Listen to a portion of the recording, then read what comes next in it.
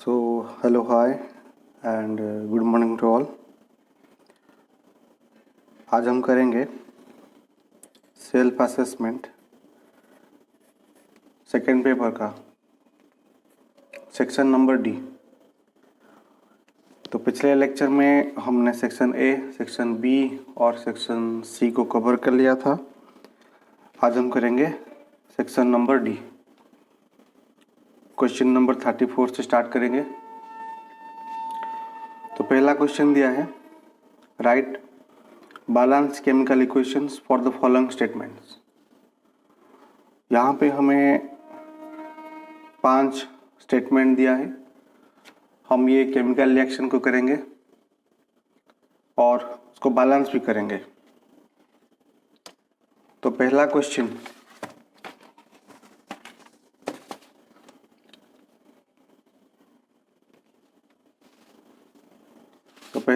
दिया है, bleaching powder is kept open in air. Bleaching powder को अगर हम ओपन में रखेंगे तो क्या होगा? Question number 34। जो bleaching powder calcium oxychloride CaOCl2, इसको हम ओपन में अगर रखेंगे तो कार्बन डाइऑक्साइड के साथ ये रिएक्शन करेगा और बनाएगा कैल्शियम कार्बोनेट और उसके साथ क्लोरीन गैस।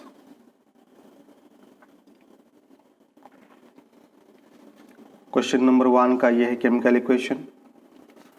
क्वेश्चन नंबर 2 का, blue crystals of copper sulphate are heated. अब जो कॉपर सल्फेट होता है, कॉपर सल्फेट और उसके साथ 5 वाटर मॉलिक्यूल्स होते हैं। इसको अगर हम हीट करेंगे तो ये कॉपर सल्फेट और जो वाटर मॉलिक्यूल है एवापोरेट कर जाएगा। इसका तो कलर होता है ब्लू और इसे हम ब्लू विट्रियोल भी कहते हैं। लेकिन ये जो कॉपर सल्फेट हमें यहाँ पे मिला, इसका कलर होता है white. Next question number C, chlorine gas is passed through dry slaked lime. अब ये जो क्लोरीन गैस होता है Cl2, इसको हम पास करेंगे स्लेक्ड लाइन के थ्रू, मतलब कैल्शियम हाइड्रोक्साइड। तो ये बनाएगा bleaching powder calcium oxychloride. Next question number 4, carbon dioxide gas is passed through lime water. तो कार्बन डाइऑक्साइड गैस CO2, अब ये पास होगा थ्रू लाइम वाटर, मतलब कैल्शियम हाइड्रोक्साइड के थ्रू। तो ये बनाएगा कैल्शियम कार्बोनेट और उसके साथ वाटर, और इसका जो कलर होता है ये हो जाएगा आपका मिल्की वाइट। और next 5th reaction, sodium hydroxide solution is heated with zinc granules. तो यहाँ पे सोडियम हाइड्रोक्साइड को हीट किया जाएगा in the presence of zinc. तो ये तो बेस है और ये मेटल। बेस के साथ जब मेटल रिएक्ट करेगा तो बनाएगा सॉल्ट और उसके साथ हाइड्रोजन गैस, और इसका जो नाम होता है दैट इज सोडियम जिंकेट। ठीक है, तो बढ़ेंगे हम क्वेश्चन नंबर 35। नहीं, यहाँ पे एक और क्वेश्चन दिया है, इसको हम देखेंगे। Write the chemical name of sodium carbonate 10H2O। Sodium carbonate 10H2O, sodium carbonate decahydrate and sodium carbonate. तो यहाँ पे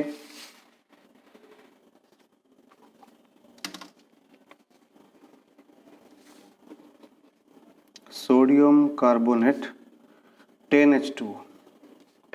This is sodium carbonate decahydrate और इसको हम कहते हैं वॉशिंग सोडा। और उसके बाद इसका भी नाम पूछा है, ये सिंपल सोडियम कार्बोनेट होता है। ठीक है, right the significance of 10H2। अब ये 10H2 जो है इसका सिग्निफिकेंस हमसे पूछा है। तो सोडियम कार्बोनेट को जब 10 वाटर मॉलिक्यूल दिया जाएगा तो ये बनाएगा सोडियम कार्बोनेट डॉट 10H2O। ये होता है वॉशिंग सोडा। अगर इसको हम हीट करेंगे तो हमें मिलेगा सोडियम कार्बोनेट और जो वाटर मॉलिक्यूल है ये एवापोरेट कर जाएगा। और यहाँ पे ये जो 10 वाटर मॉलिक्यूल हैं इन्हें हम कहते हैं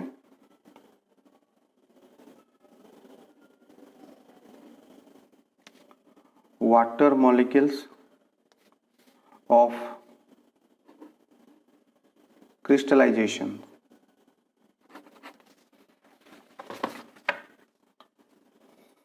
mention the term used for water molecules attached with a salt. तो हमने यहाँ पे देखा, तो यहाँ पे ये जो 10 वाटर के मॉलिक्यूल हैं इसे हम कहते हैं water molecules of crystallisation. With the help of a chemical equation, explain the method of preparation both sodium carbonate decahydrate and sodium carbonate. List 2 uses of sodium carbonate decahydrate. तो इसको बनाने का तरीका पूछा है। ठीक है, तो चलिए बनाते हैं इसको। सबसे पहले salt, water, carbon dioxide and ammonia इनको मिलाया जाता है और जिससे बनता है सोडियम बाइकार्बोनेट, अमोनियम क्लोराइड। उसके बाद सोडियम बाइकार्बोनेट को हीट किया जाता है और बनता है सोडियम कार्बोनेट। उसके बाद सोडियम कार्बोनेट को 10 वाटर मॉलिक्यूल के साथ जब रिएक्ट किया जाएगा तब बनेगा सोडियम कार्बोनेट डेकाहाइड्रेट और ये होता है हमारा वॉशिंग सोडा। और इसको हम यूज करते हैं सोप इंडस्ट्री में, पेपर इंडस्ट्री में, वॉशिंग में और हार्ड वाटर को सॉफ्ट वाटर में बदलने के लिए, हार्ड वाटर को सॉफ्ट वाटर में बदलने के लिए इसका भी इस्तेमाल किया जाता है। तो नेक्स्ट क्वेश्चन पे हम बढ़ेंगे, that is question number 35। Identify any two parts from the given diagram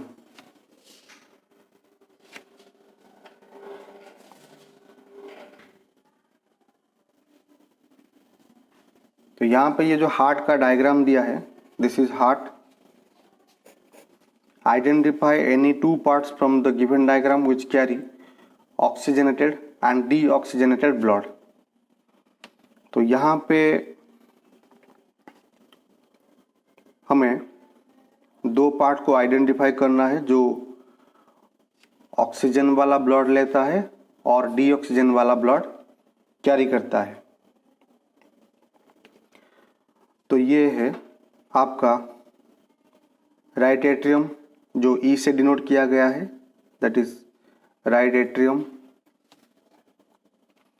और ये है आपका राइट वेंट्रिकल जो ए से डिनोट किया गया है, और यहाँ पे जो एफ आप देख रहे हो दैट इज लेफ्ट एट्रियम, और ये जो बी है लेफ्ट वेंट्रिकल, और बी के साथ अटैच्ड होता है ये डी, दिस इज अरोटा,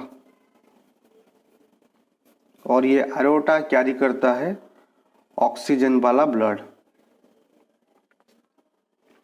ठीक है,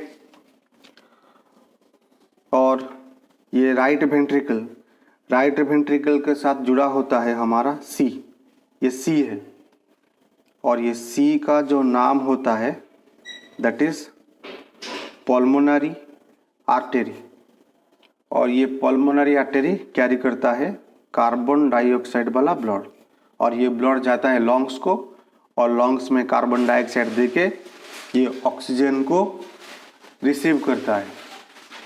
ठीक है, चलिए अगला सवाल देखते हैं। Explain the process of double circulation. अब यहाँ पे हमें डबल सर्कुलेशन को एक्सप्लेन करना है, तो डबल सर्कुलेशन को एक्सप्लेन कैसे करेंगे, चलिए देखते हैं। मान लीजिए यहाँ पे ये आपका हार्ट है,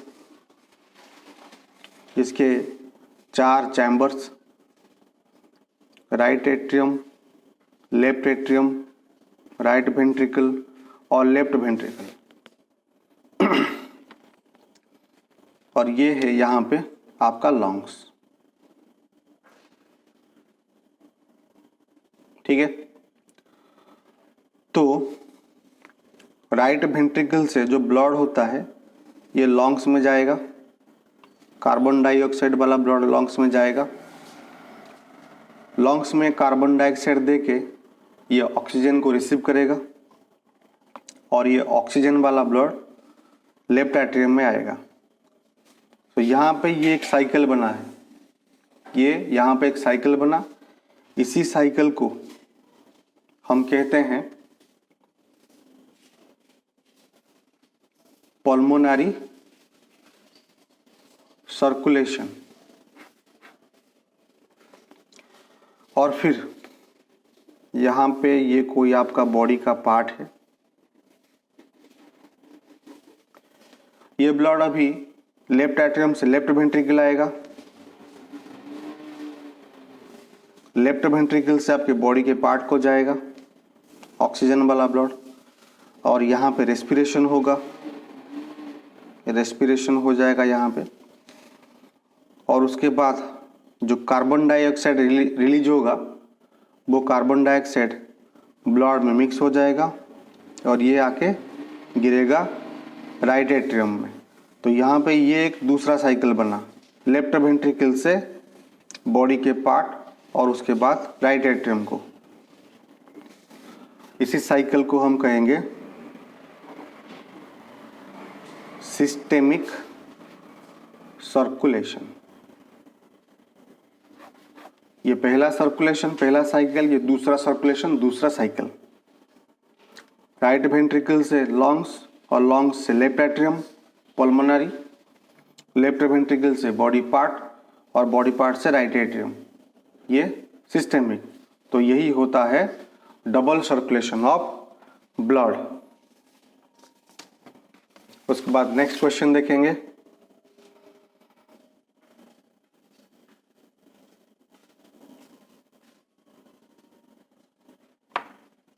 question number 36, what is meant by potential difference, state its SI unit। अब पोटेंशियल डिफरेंस क्या है और इसका SI यूनिट आप बताइए। तो potential difference and it's SI unit, question number 36। अब ये कोई इलेक्ट्रिक वायर है, ये कोई पॉइंट है A और यहाँ पे एक पॉइंट है B। आपको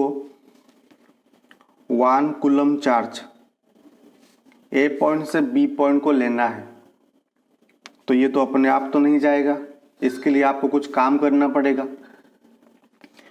सो 1 कूलम चार्ज को एक पॉइंट से दूसरे पॉइंट लेने के लिए आप जितना काम करोगे उसे ही हम कहेंगे potential difference.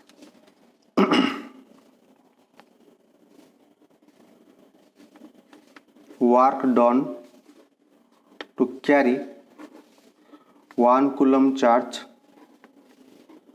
From 1 point to another point.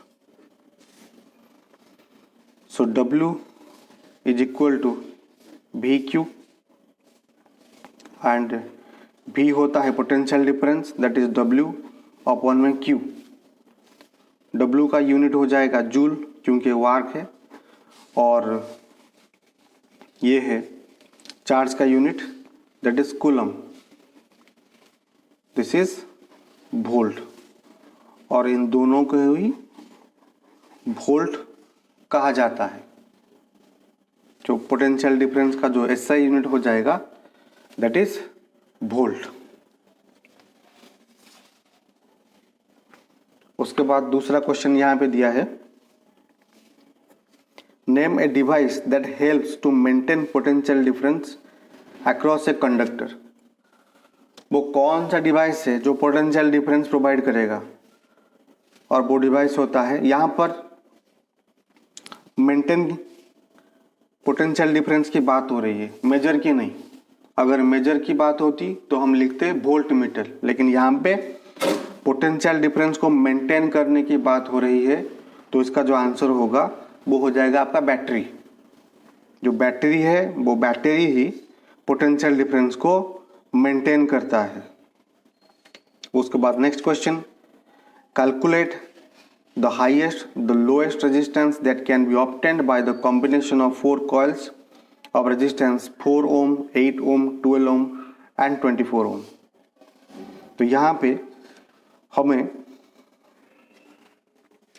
In 4 resistor को कंबाइन करना है और लोएस्ट रेजिस्टेंस और उसके साथ साथ हाईएस्ट रेजिस्टेंस को भी हमें मेजर करना है। ठीक है, तो इसके लिए हम क्या करेंगे, तो 4 रेजिस्टर है हमारे पास टोटल 4 रेजिस्टर है, 4 ओम का, 8 ओम का, 12 ओम का एंड 24 ओम का। तो ये 4 रजिस्टर है हमारे पास। हमें हाईएस्ट रेजिस्टेंस निकालने के लिए इन सबको हमें सीरीज में लगाना पड़ेगा, क्योंकि सीरीज में जो रेजिस्टेंस होता है वो ऐड हो जाता है।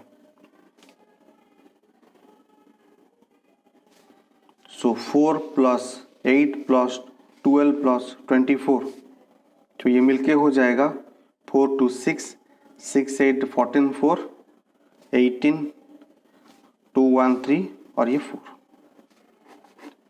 सो रेजिस्टेंस अगर सीरीज में लगाएंगे तो रेजिस्टेंस सबसे ज़्यादा होगा और पैरेलल में रेजिस्टेंस कम हो जाता है। सो 1/Rp = 1/R1, 1/R2, 1/R3 and 1/R4।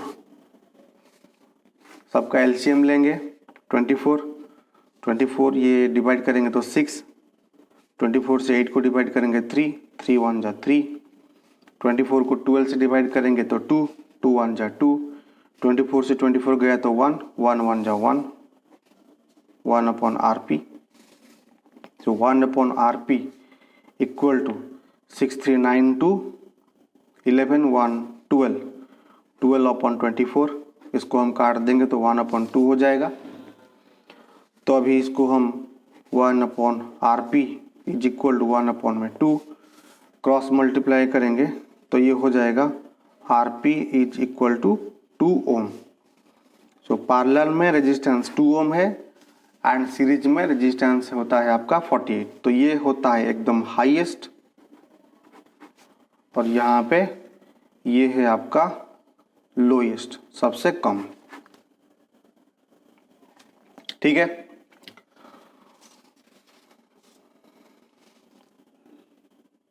और यहाँ पे जो नेक्स्ट क्वेश्चन बचा हम उसको अगले क्लास में ख़त्म करेंगे। ये वाला क्वेश्चन अगले क्लास में ख़त्म करेंगे और सेल्फ असेसमेंट 3 हम उसे करेंगे। So till then keep learning and stay healthy. Good bye.